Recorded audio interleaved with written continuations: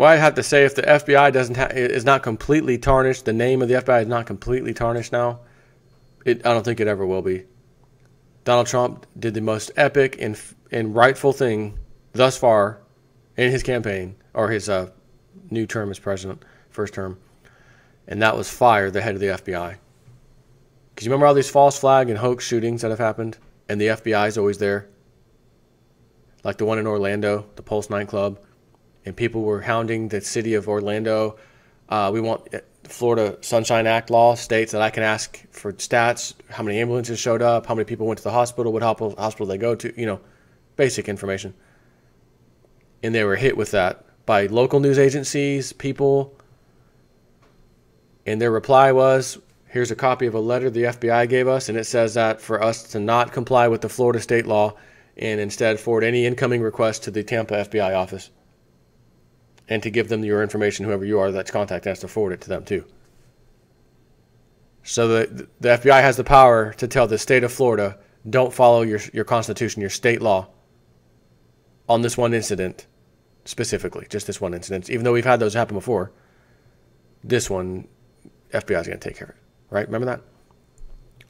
So don't be surprised if I'm about to read you a story from Zero Hedge that the FBI needed somebody so bad from Russia to just make it up, pretend you were hired, you're the one who hacked into Hillary's email, her inbox. We'll pay you, we'll bring you to America, we'll have you extradited, you'll come over here, we'll make a deal with you, we're going to pay you big money, we're going to give you an apartment for free, etc. We're going to give you all this stuff, we just need you to say you did this. And you know what he did? I don't want to do it. With all that they were willing to give him, I don't want to do it. And now he has whistleblown on them. This is what I was offered. The FBI wanted me to lie to create this fake story to go against Donald Trump. It'd be positive for Hillary, even though the information was what the information was, which was devastating to Hillary, which is why I can't figure out why nobody cares about the information and we're just concerned that someone hacked into the server. And it was the Ruskies, right? And remember the Podesta emails that he was having, John Podesta, that even said, after this such and such date, we're just going to, everything will be blamed on Russia. That's the plan. It was an email. Podesta said it. So here's an interesting story. Russian hacker, this is from Zero Hedge, claims FBI coerced confession over Clinton cyberattack. You know, the email scandal? A Russian man wanted by the Department of Justice on charges connected to hacking U.S. companies now claims the FBI offered him immunity in exchange for accepting responsibility for cyber attacks targeting former Democratic nominee Hillary Clinton.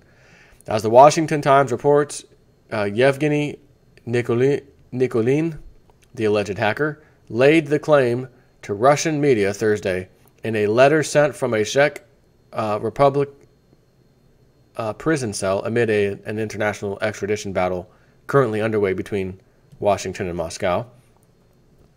FBI agents promised him money, American citizenship, and a free apartment for taking the fall over hacking Miss Clinton's campaign. He alleged in a letter published Thursday in a Russian website. They told me you will have to confess to breaking into Clinton's inbox for President Trump on behalf of Russian President Vladimir Putin, he wrote, as translated by the Moscow Times. Later, I received an offer from an agent. You will have to declare that you broke into Hillary Clinton mailbox for J. Trump on Putin's orders. You must agree to the extradition to the U.S. Then we will remove all charges, give you an apartment and money, U.S. citizenship. I gave up shortly. Questioning was over. The agent said that they had come. According to Nikolin, the proposal was made during conversations in the 14th to 15th of November of last year. The following conversation then took place on February 7th. You have to say that it is you broke mail Clinton, that you prepared and entered into a Democratic network and polling stations on Putin's orders. You call the names of accomplices, agree to extradition, and in America, We will resolve all the issues. We'll be living in an apartment, and we will provide it all to you. He was offered to falsely testify that he was cooperating in the attack of the Democratic Party, defense attorney Martin Sedlik said Thursday, the Associated Press reported. FBI agents interviewed Mr. Nikulin twice since his arrest, he wrote, and each time asked him to confess to hacking American political targets. Mr. Nikulin said he refused their initial request last November, then received a second offer 3 months later. FBI agents asked Mr. Nikulin to admit hacking Mrs. Clinton's presidential campaign, the Democratic Party computers, and American polling stations on Putin's orders, he wrote. In exchange, again, he alleges the FBI said he'd be extradited to the U.S., ultimately given free money, citizenship, and a free apartment. The FBI, thus far, has declined to comment. The Justice Department has charged Mr. Nikulin with hacking LinkedIn, Dropbox, and FormSpring, but not for cyber attacks on the political targets compromised during the run-up to last year's elections. Why is that? Because they can't. There never was anything there. Like we've been saying, they've been trying to make it up. Blame it on the Russians, blame it on the Russians. But if we had an actual Russian come out and say, hey, I did this, and they're going to extradite me, and I admit, oh, okay, I'm coming to America, we would all find out had it gone that way. They got him. Here's some CNN will be there, the cameras. He's behind me in handcuffs. He's coming in. And then the next news you're going to hear is his testimony of what he did. And I broke into the Clintons. It was on orders from Putin. Vladimir told me to do this. Well, because he's blown the whistle like that, we've offered him immunity to talk. I mean, he's telling us the president of Russia put him up to this. We have to give him immunity and a free apartment and free money and a lot of lavish things. But it's not because we're bribing him. It's just he needs these things. I mean, we're taking him over here. We're not going to have to give him citizenship. He can't go back to Russia. Putin will have him killed, I'm sure. We got to give him citizenship now. Right? That's the noise you would have heard.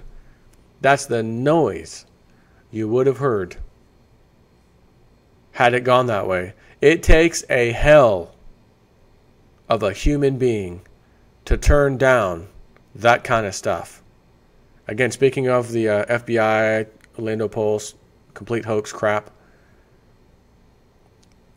some of those people that were on TV telling you what I saw and what I did, I was in the club and I saw this and that, the liars, everybody opened up the donation pages. Remember that? That's common now. Open up a donation page. But you weren't even shot and killed.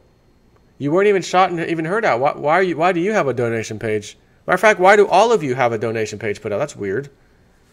And one girl was, like, her comment was, I'm so shocked. I looked, it's only been a few days and I have $750,000 in this account. This is absolutely incredible. It's going to pay for my schooling and everything. I never would have dreamed of something like this happening because of such a horrible event. Oh, you poor thing. You poor thing. I bet you didn't. And I'm sure you're going to use that $750K real wisely. So see how easy it is to just go with the fake story?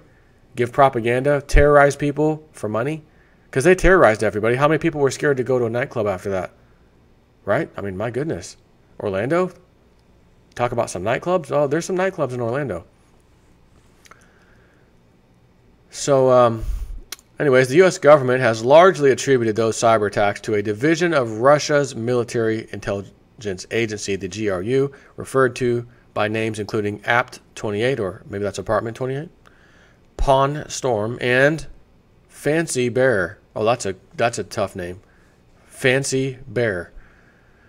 An extradition hearing concerning Mr. Nikulin had been scheduled for Thursday, May 11th in Prague, but proceedings were abruptly postponed until May 30th due to formal objections raised by defense attorneys involving language barriers and other issues, the AP said.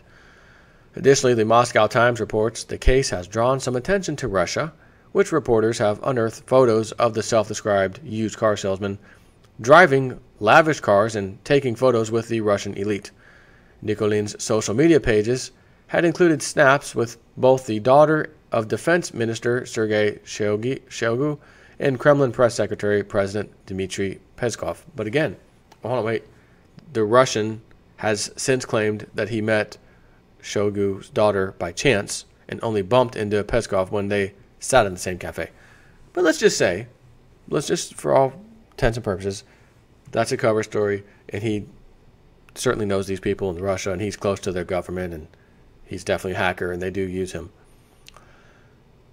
What about the line? The Justice Department has charged him with hacking LinkedIn, Dropbox, and FormSpring, but not for cyber attacks on the political targets compromised during the run-up to last year's election, such as Hillary Clinton's inbox email scandal. Would that not be the very first thing you're going to charge? We're going to put charges on them for that, and then as a bonus, LinkedIn, Dropbox, and FormSpring. You know, a little bonus. Tell them a bonus charges. This just goes to show you the level of corruption and absolute disgust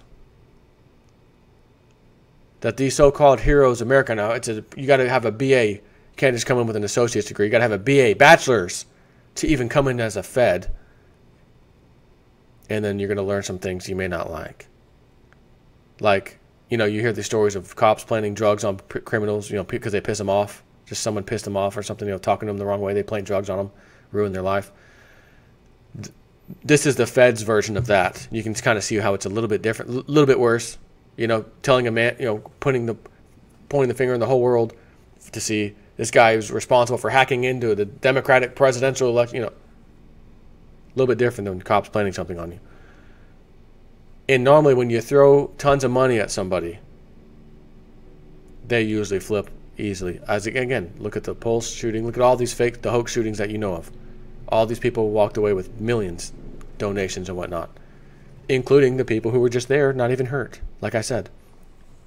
So for this guy to turn that down and then tell everybody, they're trying to bribe me. They're actually trying to bribe me, and here's what they're offering me. Twice now.